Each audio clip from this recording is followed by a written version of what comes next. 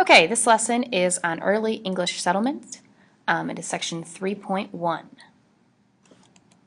The learning goal is I can explain why the English settled in North America. Okay, so we're going to start by talking about the relationship between England and Spain because contrary to popular belief, Spain was actually sort of had a head start in colonizing the Americas before England did. The Spanish and the English had sort of a rivalry, and the Spanish kind of controlled the seas with their Spanish Armada, and so the English originally were pretty slow to seek colonies in North America. Like I mentioned, Spain and England had quite a bit of rivalry. For one, they had a trading rivalry, so it was economic. Also, there were religious differences that had been kind of an issue between the two countries. In Spain, the king, King Philip II, was Catholic, as were most Spanish people, and he felt that England should have a Catholic ruler as well. Unfortunately for him, at that time, the Queen of England, Queen Elizabeth, was a Protestant, and he did not really approve of her or the fact that England had a Protestant monarch at all. At the same time, we have English adventurers such as Sir Francis Drake, who had been attacking Spanish ships and ports. And to add insult to injury, when the king asked the Queen of England if she could please punish these adventurers, such as Drake, in the case of Drake, she actually granted him knighthood instead. So this was sort of the straw that broke the camel's back for King Philip and Spain. Briefly mentioned earlier that the Spanish had the Spanish Armada, which was a fleet of warships that at that time really controlled the seas. So King Philip, in his anger, sent the Spanish Armada to attack England and to try to conquer England, make it part of the Spanish Empire. Again, unfortunately for the king, the Spanish Armada was fairly easily defeated by the English, and war continued, but really this was the beginning of the end for Spain.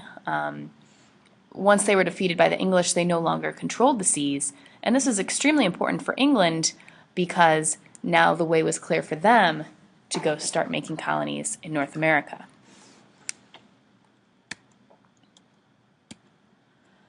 After a couple failed attempts, including one in Newfoundland, up in Canada, the Queen eventually gave permission to a man named Sir Walter Raleigh to claim land in North America.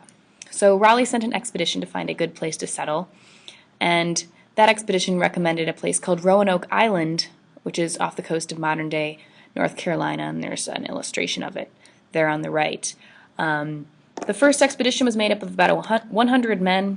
They stayed for a tough winter and then returned to England. Raleigh sent a second expedition. This time it was mostly men, but there were also some women and children sent to Roanoke as well. And that's actually something to make note of because there were women this time, a baby was actually born in Roanoke. Her name was Virginia Dare, and she was the first English citizen really to be born in the colonies. The second expedition at Roanoke was led by a map maker named John White. He was actually the grandfather of Virginia Dare. Eventually, White was forced to return to England for supplies, and he was only supposed to be gone for a couple of months, but unfortunately, the war going on between England and Spain delayed his return for almost 3 years.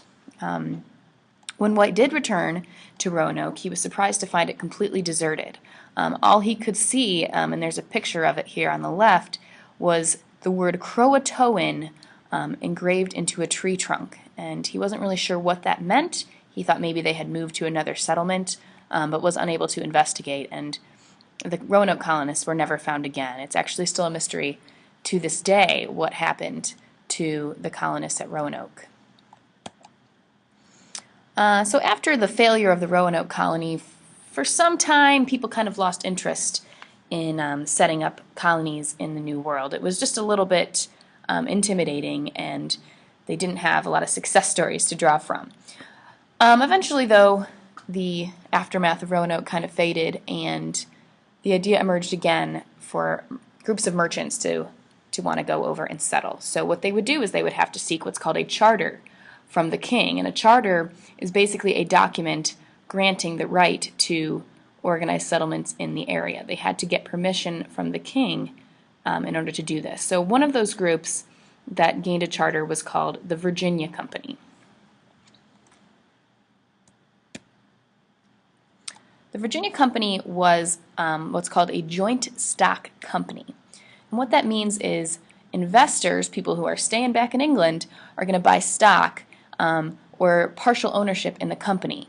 Okay, so they're supplying the funds for the company to travel to the colonies, and in return, if that company makes profits, then those owners get to share in the profits. Okay. So the members of the Virginia Company were sent. They were supposed to search for gold and also establish a trade in fur and fish. They set off 144 settlers in December of 1606 to go build their new colony. They arrived in April of 1607. They entered Chesapeake Bay, sailed up a river to arrive at their settlement. So in honor of their king, James I, the colonists decided to name the river James River, and they named their settlement Jamestown. And you can see in this image, the lost colony of Roanoke is not too far actually from the colony of Jamestown. Jamestown is in modern-day Virginia, whereas Roanoke was in modern-day North Carolina. It was not an easy life at Jamestown. The colonists faced a lot of hardships, disease spreading, hunger, they had conflict with the Native Americans, the winters were very cold. They survived the first 2 years in large part due to their leader, only 27 years old. His name was Captain John Smith, and he was an experienced explorer. Smith was strict. He said, if you're going to eat here, then you have to work. So every settler in Jamestown under the leadership of John Smith was forced to work hard in order to keep the colony successful. Smith was also able to foster a good relationship with the Native Americans. The local tribe was led by a man named Chief Powhatan, and they were able to sort of establish a truce, a good relationship with each other where they kind of stayed out of each other's way. Eventually Smith returned to England, and this was not good for the colony. Without their strong leader, they ended up facing a difficult time period called the Starving Time. Without Smith to make sure everybody was working, some of the colonists weren't maybe working as hard as they could. There wasn't enough food to go around because of that. And to make matters worse, fighting broke out with the Native Americans during this time.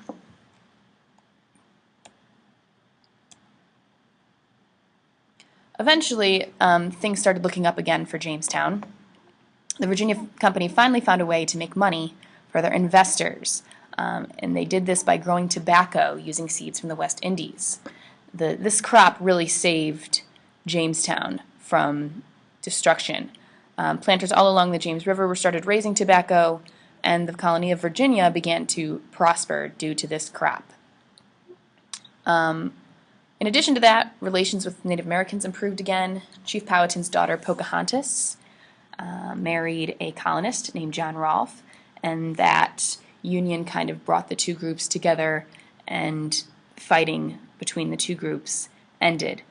So with their new successes, the Virginia Company began offering head rights, which are land grants, of 50 acres to settlers who wanted to pay their way into the colony. So we have more people now joining the colony, those that can afford it.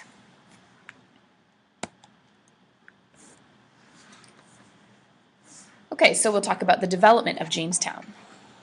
Colonists began to participate in government. They needed a way to control everybody within the colony and start making laws. So they created what's called the House of Burgesses. A burgess is a representative of one of the colonial towns, sort of like today how we have representatives of all the states and different districts in each state in our Congress. So they had representatives, they called them burgesses, who would make local laws for the colony. Women started settling in Jamestown, and therefore marriage, children, family became part of life, whereas originally Jamestown was primarily made up of young single men. So that kind of changed the dynamic of the colony. We also have slaves beginning to be used in the colony of Virginia and in Jamestown. This is, one of the unfortunate things that developed in the colony.